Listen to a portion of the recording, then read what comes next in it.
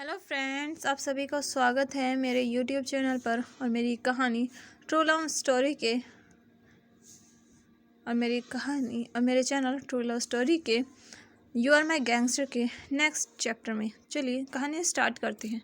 जैसे कि हमने इसके पिछले पार्ट में देखा था, विंग के पेरेंट्स यानी कि विकांग से और कांग से सेरन दोनों अमेरिका से वापस चाइना आ चुके थे। यंग और विंग अपने पेरेंट्स को देखकर काफ़ी खुश थे। वहीं दूसरी तरफ वांगजी और शांग दोनों वापस लैंड मैंशन में आ चुके थे। उन्हें नहीं समझ में आ रहा था अगर उनके फादर ने कैसे अपना इतना बड़ा डिसीजन चेंज किया। दोनों अपने फादर की तरफ देखते हैं और उनसे पूछते हैं कि उन्होंने ऐसा क्यों किया, जिस पर लैन कुरैन कहते हैं ये मैंने नहीं बल्कि मैंने अपने एक दोस्त की वजह से किया है। जिस पर वांगजी पूछता है आखिर आपका ऐसा कौन सा दोस्त है जिसकी वजह से आपने अपना इतना बड़ा डिसीज़न बदल दिया। जिस पर लैन कुरैन कहते हैं मेरा सबसे अच्छा, मेरा जिगरी यार। जिस पर वांगजी पूछता है क्या वो अंकल वी है। जिस पर लैन कुरैन कहते हैं हाँ वो विचांग से हैं। जो सुनकर वांगजी पूछता है क्या वो वापस आ गए। जिस पर लैन कुरैन कहते हैं हाँ वो वापस आ गया। जो सुनकर वांगजी के दिमाग में अचानक कुछ आता है और पूछता है वैसे मैंने सुना है उनके बच्चे भी हैं। जिस पर कुरैन कहता है हाँ उनके 2 बच्चे हैं और वो दोनों अल्फ़ा हैं। जिस पर वांगजी अपने फादर की तरफ देखता है जिनके चेहरे पर एक चमक थी, जो देखकर वांगजी पूछता है आपको वो पसंद है। जिस पर लैन कुरैन कहते हैं क्या। जिस पर वांगजी कहता है हाँ आपको उसके दोनों अल्फ़ा बच्चे बहुत पसंद हैं। जिस पर कुरैन कहता है हाँ अगर मेरा बस चलता तो मैं बच्चों की अदला बदली कर कर तुम्हें अपने दोस्त को दे देता और उसके बच्चे अपने पास रख लेता।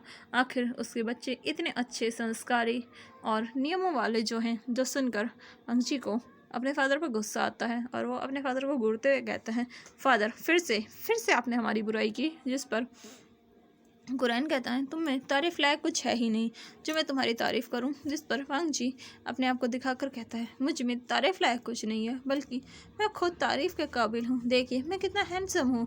जिस पर कुरैन कहते हैं हाँ बस ये एक गुण है जो तुम्हें तुम्हारी मदर से तोहफे में मिला है। जिस पर वांगजी दांत पीसते हुए कहता है आप ऐसे मेरी बुराई नहीं कर सकते। जिस पर कुरैन कहते हैं तुम्हें बड़ा लायक भी कुछ नहीं है, एक खूबसूरत शक्ल और कुछ भी नहीं, अकल तो तुम में है ही नहीं, गुस्सा इतना है कि तुम्हारा बस चले तो तुम इस दुनिया को जलाकर राख कर दो। जिस पर वांगजी कहता है आहा मेरे अंदर इतनी काबिलियत तो है कि मैं इस दुनिया को जला सकूं। जिस पर कुरैन कहते हैं हाँ बस जलाना, कूटना, फिर फोड़ना, टुकड़े करना, किसी की पिटाई करना, धुलाई करना, हाथ पैर तोड़ना, यही आता है तुम्हें। जिस पर वांगजी कहता है और भी आता है ना। जिस पर कुरैन कहते हैं हाँ किसी का कबाड़ा करना, किसी के घर को तबाह करना। तुम्हें पता है ना कि तुमने पिछली बार किचन का क्या हाल किया था। अगर दोबारा ऐसा कुछ हुआ तो तुम्हारी मदर इस बार तुम्हें इस घर से नहीं बल्कि कंट्री से बाहर फेंक देगी। जिस पर वांगजी कहता है फादर आप हमारी इस हालत का फ़ायदा उठा रहे हैं। जिस पर कुरैन अपने पैरों के ऊपर पैर रख कर आराम से बैठते हुए कहते हैं हाँ बिल्कुल मैं तुम्हारी इस हालत का फ़ायदा उठा रहा हूँ क्योंकि तुमने मुझे मौका दिया है। तुम्हारी ये हालत तुम्हारी वजह से हुई है ना कि मेरी वजह से। जो सुनकर वांगजी अपने फादर की तरफ घूर कर देखता है, लेकिन लैन कुरैन वहाँ से जाते हुए कहते हैं अब तुम अपनी ये शक्ल मुझे बार बार दिखाना बंद करो और मैं जा रहा हूँ अपने काम के लिए। और हाँ खबरदार जो तुमने पीछे से मेरे रूम में एंट्री की या कुछ और करने की कोशिश की मैं तुम्हारी बुरी हालत कर दूंगा। जो सुनकर वांगजी बस अपने फादर को देखता रहता है। कुरैन उसे सारी हिदायत देकर वहाँ से चले जाते हैं। कुरैन के जाते ही वांगजी के चेहरे पर एक शातिर स्माइल आती है। वहीं शांग जो कि अपने भाई को और फादर की लड़ाई आराम से इंजॉय कर रही थी, वो अपने भाई की शातिर स्माइल देखकर पूछती है भाई आप ऐसे क्यों हंस रहे हैं, क्या आप कुछ करने वाले हैं। जिस पर वांगजी कहता है हाँ बिल्कुल मैं कुछ करने नहीं बहुत कुछ करने वाला हूँ। शांग अपने भाई को देख रही थी। वांगजी उसे कहता है फॉलो मी। जिस पर शांग अपने भाई के पीछे जाने लगती है।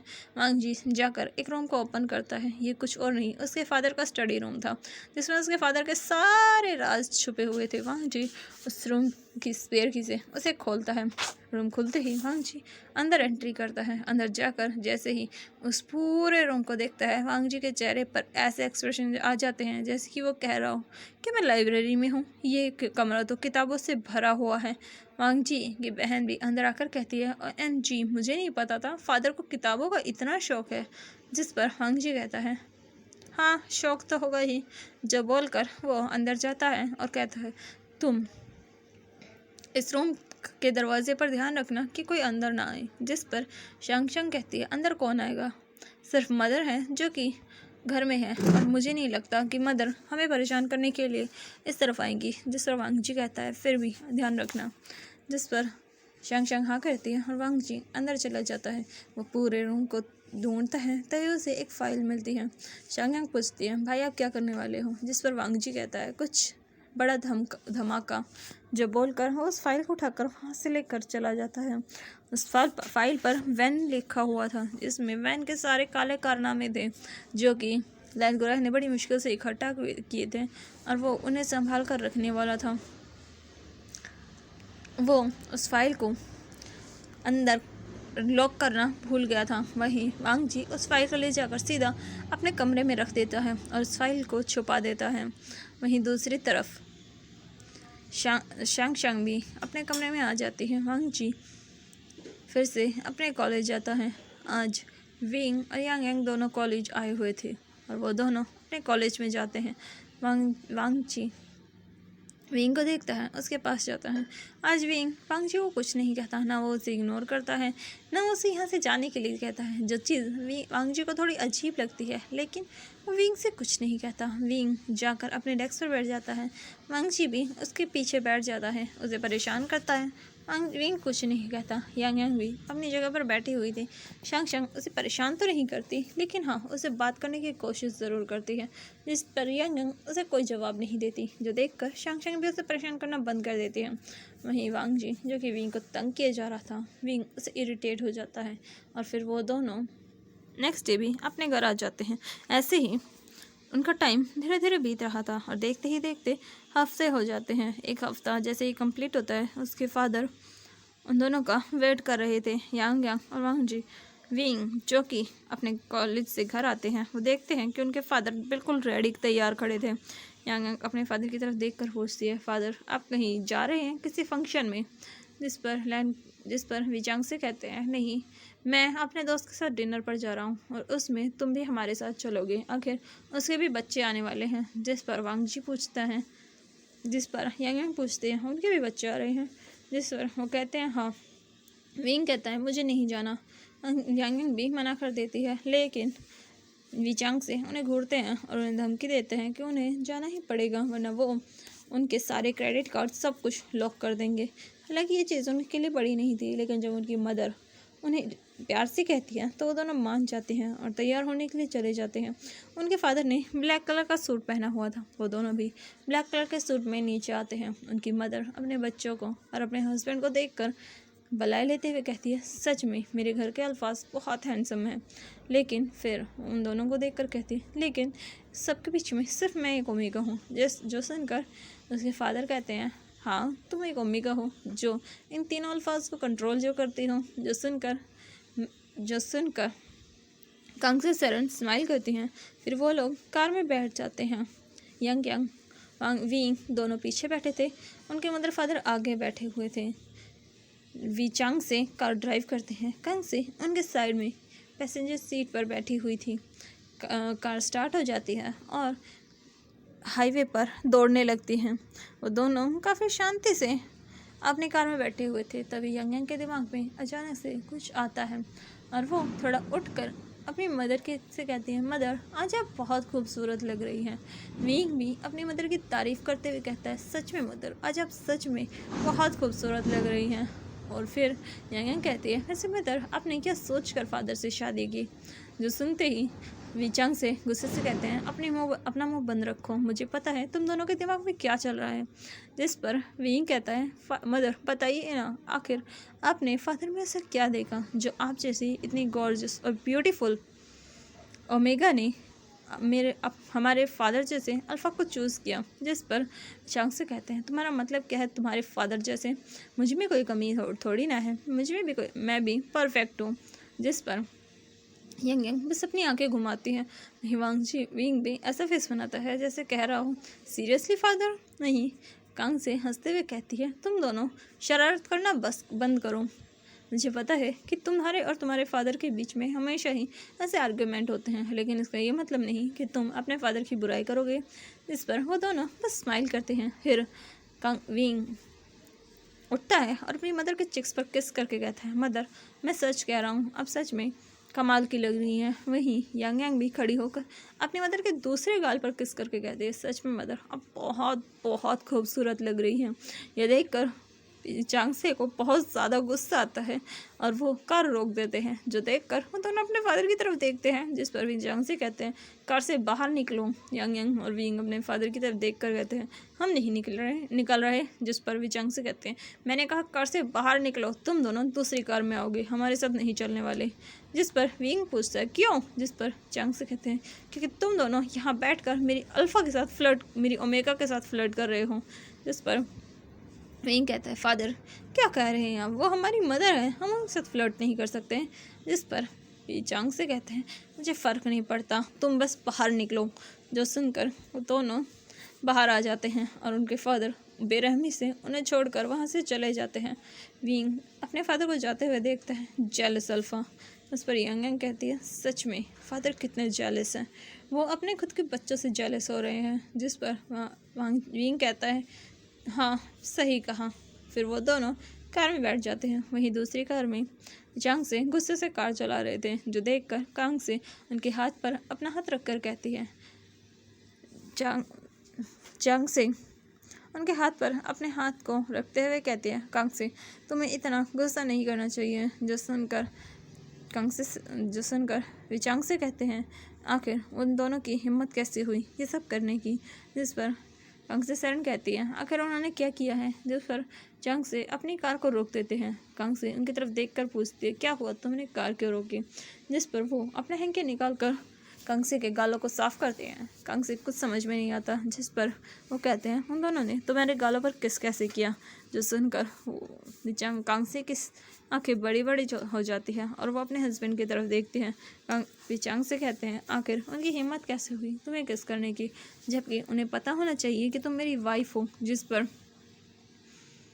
कांग से उन्हें घूरने लगती है और कहती है वो हमारे बच्चे हैं। जिस पर वो कहते हैं आखिर वो भले ही हमारे बच्चे हैं लेकिन है तो अल्फ़ा ही ना। जो सुनकर वो कहती है कि तुम आखिर कितने जेलस हो। जो सुनकर चांग से कहते हैं हाँ मैं जेलस हूँ और मुझे पसंद नहीं कोई और अल्फ़ा तुम्हारे आसपास भी नज़र आए। ये चीज़ मैं बर्दाश्त नहीं कर सकता, चाहे वो हमारे बच्चे ही क्यों ना हो। जो बोलकर वो उनके गालों को क्लीन करते हैं और खुद उनके गालों पर किस करके कहते हैं हाँ अब ठीक है, अब उन दोनों की अल्फ़ा सेंट तुम्हारे ऊपर से हट चुकी हैं। जो सुनकर कांग से सरन अपने सर को हिलाकर कहती है आखिर मैं इस आदमी का क्या करूं। जिस पर चांग से कहते हैं कुछ नहीं, बस मुझे बर्दाश्त करो। जो बोलकर वो कार स्टार्ट कर देते हैं और फिर से उनकी कार हाईवे पर दौड़ने लगती है। कांग से सरन खिड़की से बाहर देख रही थी और वे चांग से कार आराम से ड्राइव कर रहे थे। थोड़ी देर बाद उनकी कार एक बहुत बड़े होटल के सामने रुकती है। विंग और यांग यांग दोनों पहले ही वहाँ खड़े थे क्योंकि वो पहले ही पहुँच चुके थे। दोनों अपने फादर को देखकर कहते हैं फादर आप हमसे पहले निकले थे और अब आप इतना लेट कैसे। जिस पर चांग से कहते हैं तुम्हें ये जानने की ज़रूरत नहीं है, चुपचाप अंदर चलो। जिस पर वो दोनों बस अपनी भुआएं इकट्ठी करके अपने फादर को देखते हैं, फिर अपने सिर को हिलाकर अंदर जाने लगते हैं। वहीं दूसरी तरफ उस VIP रूम में जहाँ पर उन दोनों की एक और फैमिली पहले से ही बैठी हुई थी उस स्वीट में, जब चांग से और कांग से सरन अंदर आते हैं तभी उनके कानों में आवाज़ आती है जो कि उनके जिगरी यार की थी, लान कुरैन की और उनकी वाइफ लानी की। लानी चांग से देखकर कहती है चांग से तुम आज बहुत खूबसूरत लग रही हो। जिस पर कुरैन भी कहते हैं हाँ सच में आज तुम दोनों बहुत खूबसूरत लग रही हो। जिस पर वी चांग से भी कहते हैं सच में लैनी तुम भी आज बहुत खूबसूरत लग रही हो। जो बोलकर लैनी भी स्माइल करती है और फिर वो आराम से बैठ जाते हैं। लेकिन वहाँ पर सिर्फ उनके पेरेंट्स की आवाज़ आ रही थी। बच्चे तो बिल्कुल साइलेंट थे। विंग और वांग जी और शांग शांग दोनों काफ़ी शॉक थे और शॉकिंगली वांग जी और यांग यांग को देख रहे थे, क्योंकि उन दोनों ने फर्स्ट टाइम इन्हें ब्लैक क्लॉथ में जो देखा था, जहाँ इनकी अल्फ़ा वाइफ साफ साफ दिख रही थी कि ये अल्फ़ा है। वहीं विजांगसे की नज़र अचानक वांग जी और शांग पर पड़ती है और वो उन्हें देखते हुए कहते हैं, क्या ये दोनों वांग जी और लानशांग हैं? जिस पर लनकुरन कहते हैं, हाँ ये दोनों वही हैं। फिर विचांग से और कांगसे सरन उनके पास आकर कहते हैं, बच्चों कैसे हो तुम दोनों? जिस पर वांग जी और शांग उन दोनों को ग्रेट करके कहते हैं, हेलो अंकल विंग। जिस पर विचांग से कहते हैं, तुम दोनों सच में बहुत क्यूट और बहुत अच्छे हो। फिर वो कुरैन की तरफ देखकर कहते हैं, कुरैन मैंने तुमसे कहा था कि ये दोनों बच्चे बड़े होकर सच में बहुत खूबसूरत और बहुत ज़्यादा अच्छे मैनर्स वाले बनेंगे। जिस पर कुरैन कहता है, तुमने सिर्फ अभी इन्हें देखा है, इनके साथ रहो तुम्हें पता चल जाएगा कि ये दोनों कितने मैनर्स वाले हैं। जिस पर वो दोनों अपने फादर की तरफ देखते हैं। तभी लैन कुरैन विंग और यांग यांग की तरफ देखकर कहते हैं, यांग यांग विंग तुम दोनों अंदर आओ, वहाँ क्यों खड़े हो? जिस पर वो दोनों अंदर आते हैं। मैडम लैन उन दोनों को देखकर कहती है, उन दोनों की तरफ देखकर कहती है, कांग से कुछ भी कहो, तुमने अपने बच्चों को बहुत अच्छे संस्कार दिए हैं। ये दोनों बहुत अच्छे, समझदार और बहुत अच्छे हैं। तुम्हें पता है, जब ये दोनों यहाँ रह रहे थे, इन्होंने हमें बिल्कुल भी परेशान नहीं किया। वहीं वांग जी जब विंग की तरफ देखता है, वो बस देखता ही रह जाता है। विंग को ब्लैक आउटफिट में वहीं यांग यांग भी काफ़ी अच्छी खूबसूरत लग रही थी और शांग बिना पलके झपकाए सिर्फ यांग यांग को ही देख रही थी। उसे यकीन नहीं हो रहा था ये वही अल्फ़ा है जो हमेशा उसके सामने ऐसे बिहेव करती है कि वो कुछ नहीं कर सकती। फिर वो सब साथ में बैठते हैं जहाँ बच्चे साथ में बैठे हुए थे। वांग जी और विंग दोनों एक साथ बैठे हुए थे। विंग के दूसरी तरफ बैठी हुई थी। वांग जी के दूसरी तरफ शांग थी, जो कि धीरे बार बीच में यांग यांग को देख रही थी। वहीं वांग जी विंग के हाथ को पकड़ लेता है। ये देखकर विंग वांग जी की तरफ देखता है, पर वो कोई रिएक्शन नहीं करता, क्योंकि उसे पता था वो कुछ रिएक्ट कर नहीं सकता। उसके पेरेंट्स वहीं बैठे हुए हैं। वहीं शांग बार बार यांग यांग को देख रही थी, ये चीज़ यांग यांग इग्नोर करती है। फिर वो सब वहाँ डिनर करते हैं और बहुत सारी बातें भी करते हैं। कुरैन विचांगसे की तरफ देखकर कहता है, विचांग से तुम ये बताओ कि तुमने क्या सोचा है? जिस पर चांग से कहते हैं, मैंने तुम्हारी उस बात के बारे में बहुत ज़्यादा सोचा। मुझे पता है ये प्रॉब्लम बहुत बड़ी है। जिस पर वांग जी पूछता है, कैसी प्रॉब्लम फादर? जिस पर कुरैन कहता है कि अभी 3 दिन पहले तुम दोनों के लिए एक मैरिज प्रपोज़ल आया है। जो सुनते ही विंग और शांग की आंखें बड़ी बड़ी हो जाती हैं। वांग जी कहता है, किसका प्रपोज़ल? और वैसे भी हमने कहा था कि हम अभी शादी नहीं कर रहे फादर, आपने उन्हें ना में जवाब देना होगा। जिस पर लैन कुरैन कहते हैं, हाँ मैं उन्हें ना में ही जवाब दूंगा, लेकिन ये प्रॉब्लम इतनी इजी नहीं है जितनी तुम समझ रहे हो। हमने तुम बच्चों से बहुत कुछ छुपाया है। जो बोलकर वो उन्हें कुरैन अपनी और विंग चांगसे की दोस्ती के बारे में बताते हैं। हम दोनों कॉलेज से फ्रेंड्स हैं। जिस पर विंग और बाकी बच्चे कहते हैं, हमें पता है। जिस पर विचांगसे कहते हैं, हाँ हमने तुम्हें सब कुछ बता रखा है। फिर वो विंग और यांग की तरफ देखकर कहते हैं, तुम दोनों जानते हो कि हमारी वैन फैमिली से क्या दुश्मनी है? जिस पर वो दोनों हमें सर हिलाते हैं। जिस पर कुरैन कहते हैं, तुम दोनों के लिए भी वैन फैमिली से ही रिश्ता आया है। जिस पर वांग जी कहता है, ठुकरा दीजिए। जिस पर कुरैन कहता है, हाँ मैंने मना कर दिया है, लेकिन वो इतनी आसानी से नहीं मानेंगे। जिस पर वांग जी पूछता है, आखिर ऐसा क्यों? जिस पर वो कहते हैं, क्योंकि वो दोनों तुम दोनों से शादी कर कर हमारा बदला लेना चाहते हैं। जिस पर वांग जी कहता है, तो हम मना कर देंगे। जिस पर कुरैन कहता है, वो हमें बार बार फोर्स करेंगे, हम कब तक उन्हें मना करेंगे? जिस पर वांग जी कहता है, हमें कोई परमानेंट सोल्यूशन चाहिए। कुरैन कहते हैं, मैंने भी यही सोचा था। जिस पर मैडम लैन कहती है, तो फिर अब हमें क्या करना चाहिए? जिस पर जंग से कहते हैं मेरे पास एक सॉल्यूशन है। फिर वो कुरैन की तरफ देखकर कहते हैं कुरैन, अगर तुम मेरी बात मानो तो इस प्रॉब्लम का हमेशा के लिए सॉल्यूशन हो सकता है। जिस पर कुरैन पूछता है क्या करना पड़ेगा। जिस पर विचांग से कहते हैं जो चीज़ हमने बचपन में डिसाइड की थी, इनके बचपन में जब हमारे बच्चे पैदा हुए थे, तब हमने एक बात कही थी, क्यों ना हम उस बात को सच करें। इसके बाद ये प्रॉब्लम जड़ से ख़त्म हो जाएगी, ना ही वैन फैमिली दोबारा वांग जी और शांग के लिए कभी रिश्ता भेजेगी। जिस पर वांग जी पूछता है कैसी बात। जिस पर मैडम लैन वांग जी को चुप कराती है क्योंकि ये बड़ों के बीच की बात थी, इसलिए वांग जी भी अपना मुंह बंद कर लेता है। फिर कुरैन पूछता है क्या तुमने इस बारे में सोचा। जिस पर विचांग से कहते हैं मैं तो हमेशा से तुम्हारे बच्चों को अपने घर में लाना चाहता था। जो सुनकर वांग जी को थोड़ा आइडिया हो जाता है, और विंग को भी। लेकिन विंग अपने मन में कहता है बिल्कुल नहीं फादर, जो मैं सोच रहा हूँ आप ऐसा कुछ नहीं करेंगे।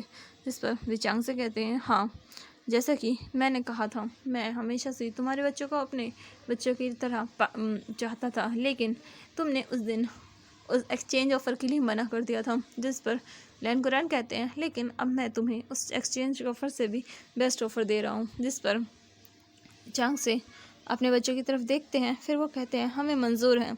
जिस पर विंग कहता है फादर, लेकिन उसके फादर उसे घूर कर देखते हैं।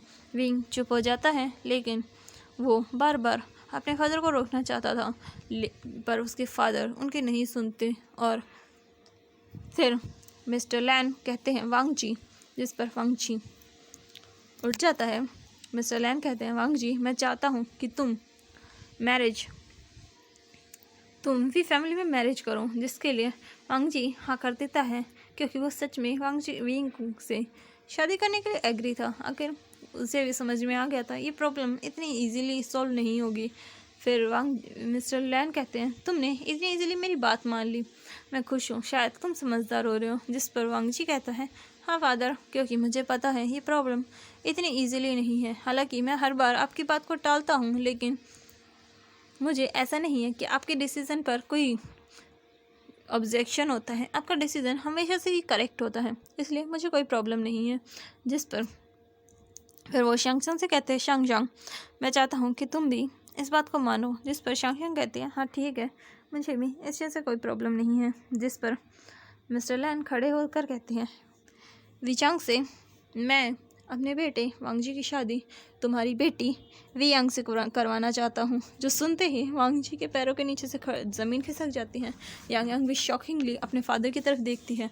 वहीं शांगशंग और वांग जी विंग दोनों अपने फादर की तरफ देख रहे थे। जिस पर चांग से कहते हैं हाँ मैं भी यही कहने वाला था, क्यों ना मैं चाहता हूँ कि विंग के लिए मैं शांगशंग का रिश्ता मांगता हूँ। जो सुनते ही शांगशंग नाम में अपना सिर हिलाते हुए कहती है नहीं, मुझे विंग से शादी नहीं करनी। वहीं विंग की शादी शांगशंग के साथ फिक्स हो जाती है, और वहीं वांग जी की शादी यांग के साथ। यांग डरते हुए वांग जी की तरफ देख रही थी, क्योंकि उसने अपने भाई का हाथ टूटते हुए देखा था और वो अपनी हड्डियाँ तोड़वाने की बिल्कुल भी मूड में नहीं थी। वांग जी गुस्से से विंग की तरफ देख रहा था। विंग के फेस पर कोई एक्सप्रेशन नहीं थे। फिर उनके पेरेंट्स इस खुशी को सेलिब्रेट करते हैं और वो बच्चे को भेज देते हैं, क्योंकि वो नहीं चाहते थे कि बच्चे ड्रिंक करें। हालांकि उन्हें पता था उनके बच्चे ड्रिंक कर सकते हैं, लेकिन बच्चे भी ड्रिंक नहीं करना वो नहीं चाहते थे कि उनके बच्चे उनके सामने भी ड्रिंक करें। फिर वो वांग जी से वो फिर विचांग से विंग और वियांग से कहते हैं तुम दोनों इन्हें लैंड मैंशन में ड्रॉप कर देना। जिस पर विंग हाँ कहता है, और वही यांग नाम में सर हिलाती है, क्योंकि वो वांग जी के साथ तो नहीं जाने वाली। फिर वो चारों कार में बैठते हैं।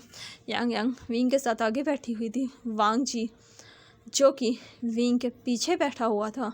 यांग के पीछे शांगशंग थी, जो कि गुस्से से यांग को घूर रही थी। और वांग जी विंग को कार स्टार्ट होती है तो दोनों निकल जाते हैं। वांग जी अभी कार स्टार्ट हुए सिर्फ 5 मिनट ही हुई थी। वांग जी गुस्से से चला रहा है वी वुशान। जिस पर विंग जो कि कार चला रहा था उसके हाथ स्टीयरिंग पर और भी टाइट हो जाते हैं। वांग जी गुस्से से कहता है तुमने अपने फादर को रोका क्यों नहीं। मैं शादी करूँगा, वो भी वो भी यांग यांग से। वहीं यांग यांग जो कि ये सुन रही थी वो अपनी नज़रें दूसरी तरफ कर लेती हैं और अपने मन में कहती है मैंने कुछ नहीं सुना, मुझे कुछ नहीं पता, मुझे कुछ नहीं आता। फिर वो अपनी आंखें बंद कर लेती है, अपने हेड को पीछे की तरफ लीन करती है, जो देखकर अचानक से शांग शांग यांग यांग की गर्दन पकड़ लेती है। यांग यांग अपनी गर्दन चुराते हुए कहती है क्या कर रही है, छोड़ो मेरी गर्दन। जिस पर शांग शांग कहती है तुम मेरे गगा से शादी करोगी, वांग जी गगा से, तुम्हें तो मैं जान से मार दूंगी, फिर तुम्हारा भूत शादी करेगा उनसे। नहीं वांग जी शांग शांग की तरफ देख कर कहता है शांग शांग मार दो इसे जान से, इसके बाद मैं इसके ब्रदर को मार दूंगा। जिस पर शांग शांग कहते हैं हाँ बिल्कुल ब्रदर, ना क्या पूछ, मैं तो इनको पहले ही मारने के लिए तैयार हूँ। वांग जी की बात सुनकर विंग और यांग यांग एक दूसरे की तरफ देखते हैं जैसे कह रही हो कि पागल हो मिकाज, हमें ही क्यों मिले। जिस पर वांग जी कहता है, जिस पर विंग बड़ी मुश्किल से शांग शांग के हाथ यांग यांग की गर्दन से हटाता है। यांग यांग हाफते हुए सांस लेती है। वांग जी विंग गुस्से से कहता है तुम दोनों के दोनों पहले शांति से बैठे रहो। जिस पर वांग जी कहता है आखिर तुम दोनों ने इस शादी के लिए हाँ कैसे की। जिस पर विंग कहता है क्या तुम दोनों ने देखा नहीं, तुम दोनों भी वहाँ थे, तुम दोनों भी ना कर सकते थे। जिस पर वो दोनों कुछ कहते हैं तभी विंग कहता है हमने ट्राई किया था और तुम चिंता मत करो, हम फादर से बात करेंगे इस रिश्ते को ना करने की, लेकिन अभी कंडीशन बिल्कुल भी ठीक नहीं है, हमें थोड़ा रुकना पड़ेगा। जिस पर वांग जी कहता है ओह तो तुम रुकने की बात कर रहे हो, तुम ये क्या नहीं कहते सीधम कि तुम मेरी बहन यानी कि तुम शांग शांग से शादी करना चाहते हो। बोलते ही वो सीट पर एक किक मारता है, विंग थोड़ा उछलता है, फिर कहता है वांग जी। जिस पर वांग जी कहता है तुम अपनी आवाज़ नीचे रखो, मुझसे ऊंची आवाज़ में बात करने की हिम्मत भी मत करना वरना मैं तुम्हें अभी कार से बाहर फेंक दूंगा। जो सुनते ही विंग चुप हो जाता है। वहीं यांग यांग खिड़की से बाहर देखने लगती हैं, तभी शांग शांग गुस्से से कहती है और तुम तो कुछ बोलो ही मत। जिस पर यांग कहते हैं मुझे वैसे भी तुमसे बात नहीं करनी। जो सुनते ही शांग शांग कार के पीछे यानी कि जहाँ यांग बैठी हुई थी उस सीट के पीछे 3-4 बार किक करती है। शांग शांग गुस्से से किक करते हुए कहती हैं हाँ तुम क्यों बोलोगी, तुमने तो एक बार भी ना नहीं कहा, तुम्हें तो मेरे गगा से शादी करनी है ना, वांग जी गगा से, तुम्हें छोड़ूंगी नहीं, तुम तो बस एक बार कार से बाहर निकलो, तुम्हारी हड्डियाँ ना तोड़ी ना, फिर देखो गगा ने तो सिर्फ एक हाथ तोड़ा था तुम्हारे भाई का, मैं तो तुम्हारे 206 की 6 हड्डियाँ तोड़ कर रख दूंगी।